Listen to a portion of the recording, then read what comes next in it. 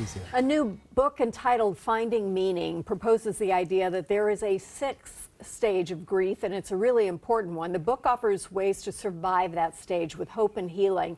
Author David Kessler joins me now, and I was just saying I find this book so useful because it really deals with all kinds of grieving, losses of all different sorts, correct? Right, and I believe that they're all deaths. Divorce is the death of a marriage, that a job loss is the death of that relationship with the workplace. And yet sometimes we minimize it and go, oh, my loss doesn't count. All losses count. And they all have an effect on us. Tell us a bit about your working relationship with Elizabeth Kubler-Ross, because we so associate her with the 5 stages of grief. Right. Elizabeth, I was privileged to adapt her stages with her: denial, anger, bargaining, depression, acceptance, for grief. And I also thought when it came to this new book, we want more than acceptance. We want to find meaning after someone has died. And be able to actually hope again. To find that hope again. Not just accept it and live with it, but to find some hope. So you've identified this 6th stage. How would you describe what happens in that? Well, I think the most important thing, when people hear meaning, they think, oh, there's no meaning in the death. That's true. There is no meaning in the way your loved one died. However, meaning is what we make afterwards. Meaning is how we honor them, how we remember them. You know, I often hear people say, when my loved one died, a part of me died with them. Right. And I go, but a part of them lives on in you. And how can you nurture that? Yeah, finding that is hard. So you write about a variety of things that are in this transformation. I just want to list them out because this would be such a good place to get to. Finding relief from images that are stuck in our minds. Finding ways for meaning to replace painful memories, as you just mentioned. Releasing regret. Navigating ways out of the pain. Finding peace from a loss. So there's an actual roadmap in this book that helps us take the steps to where we want to go. Right. We do have to release that pain. And sometimes we get very afraid that if we release the pain, we'll lose our connection to the person who died. And I always say, if you can find your way through the pain, you'll be connected only in love. But you'll never lose that connection. That connection sounds like it would last longer. That's a stronger connection. Love is always a stronger connection. So there we are, as you mentioned, the various stages of grief. And this idea of finding meaning is in part influenced by your own profound loss in your life. And the fact that you were able to learn something that then helps others. Right. My younger son, David, died a few years ago. And despite being a grief specialist, it's still a father whose son died. And I remember just feeling more like, it just can't be acceptance. There has to be more.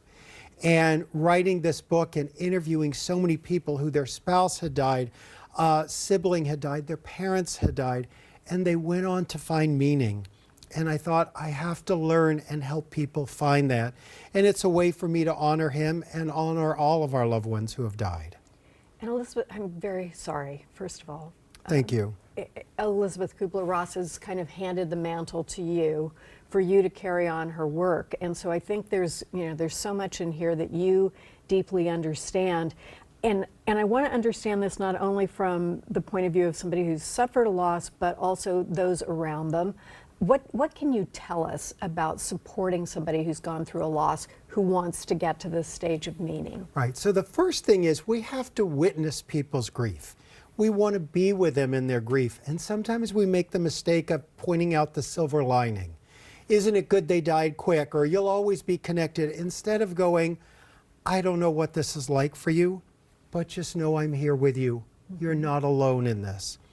We need to know people are with us, but not trying to fix us, because we're not broken. We're in grief. And we come from a long line of people who have died, right? So we are all, our ancestors have gone through this. And there's nothing wrong with grief. I think it sometimes makes other people so uncomfortable that they don't want to see your pain, but you can't avoid that. That's the process. And we tell you to move on and get over it. It's been long enough now, and we don't get over it. We learn to live with it. And there's no timeline in grief. There's no timeline. Grief is as unique as our fingerprint. So patience then is very important if we Patience want to be with friends supported. and love and with ourselves.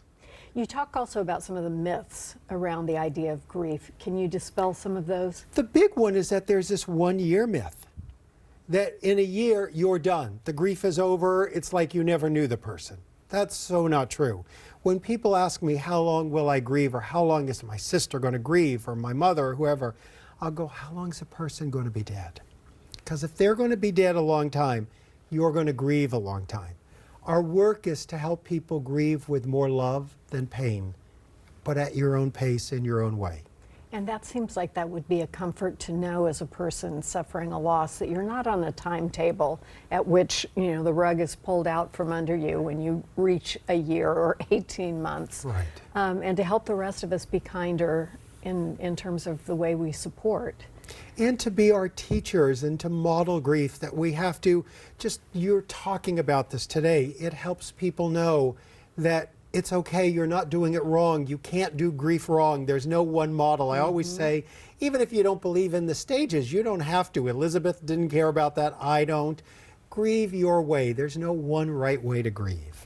But it's something we can take with us, not only to help us in our own loss, but maybe be compassionate and empathetic to other people, because you don't know who that person who just walked by you on the street, you don't know their story, their loss, what they've experienced. Right. And the other big myth we have is that people who are in grief don't want to talk about it. So don't mention their loved one who died. No, we actually like to talk about our loved one. I'm so sorry to hear about your loss. How are you doing after Jane or Bill's death? Use their name, talk about it. Right. Thank you so much. Oh, thank you for doing this. Appreciate it. Really important stuff.